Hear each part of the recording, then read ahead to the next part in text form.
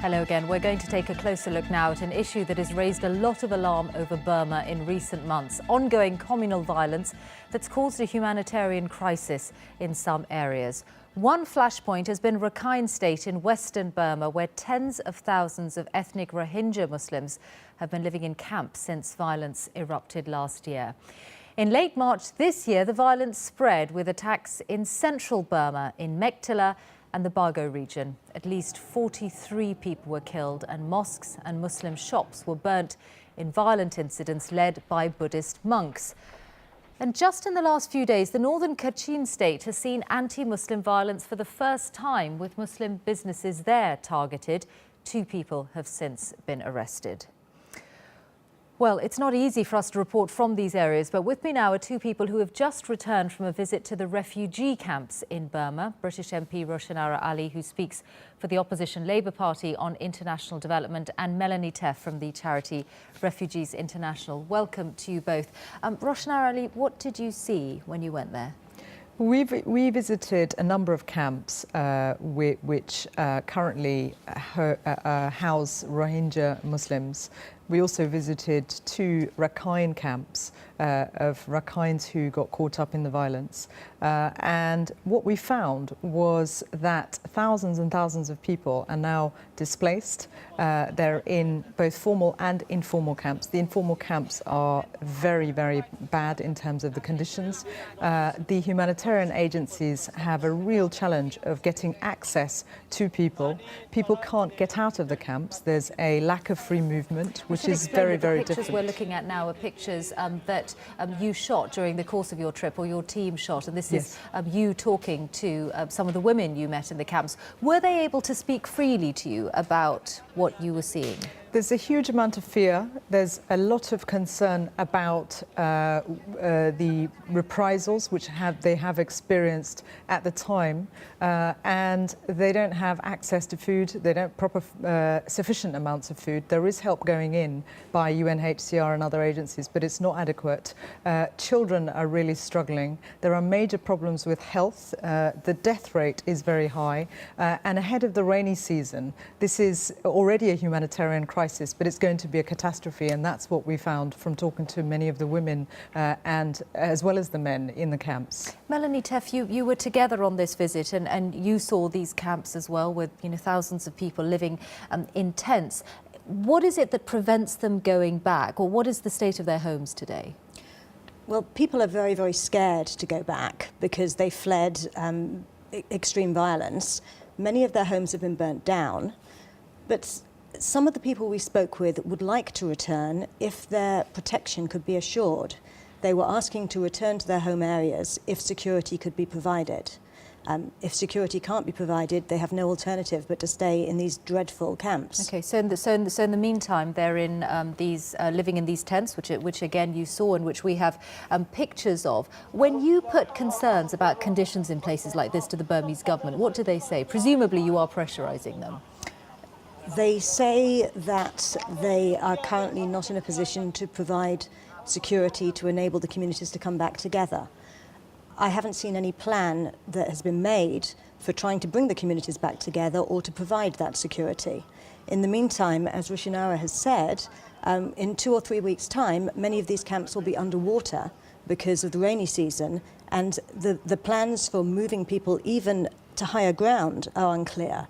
So there's going to be a health crisis in 2 or 3 weeks' time if something isn't done. Yeah, so clearly time is short. Roshanara Ali, what got you interested in all of this? You are of Bangladeshi descent yourself, and this is an area in the west of Burma that borders on Bangladesh. Is that where you felt a connection to what's happening?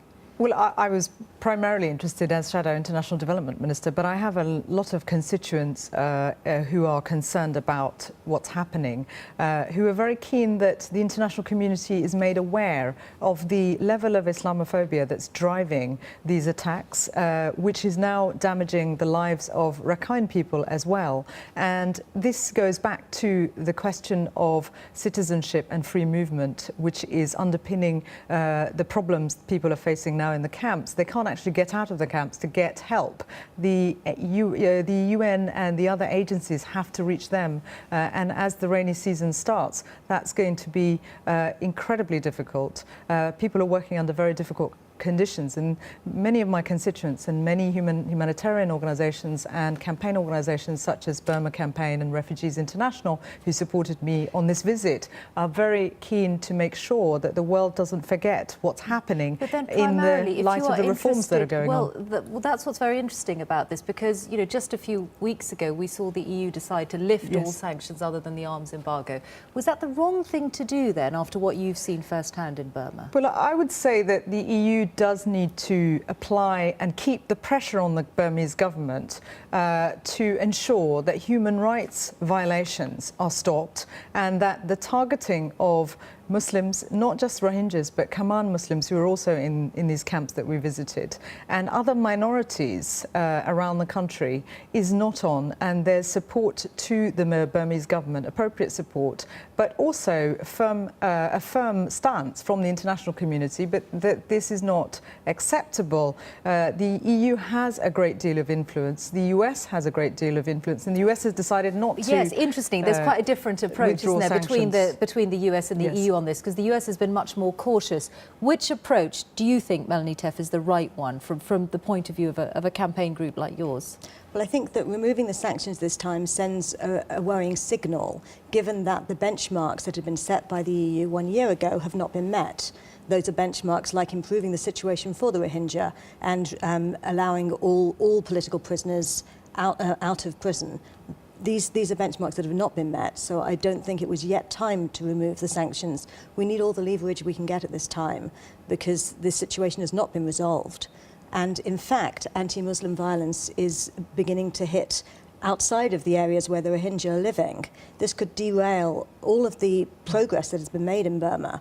And so I think that strong pressure is needed at this time, not signals that we're removing pressure. Well, were you, on your visit then, were you able to put any of these concerns to the Burmese government as, as part of your role in the shadow cabinet in this country?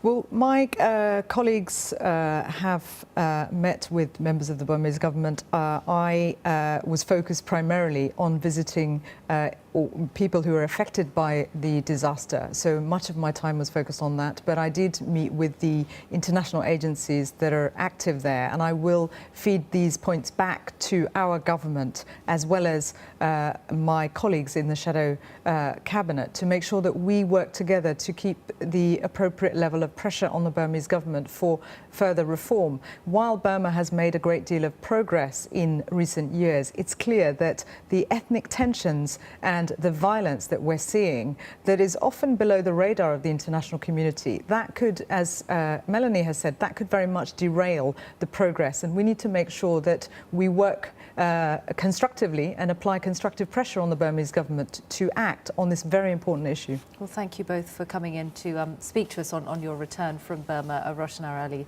and Melanie Teff from Refugees International. And we did try to contact the Burmese embassy in London to see if they would take part in this discussion.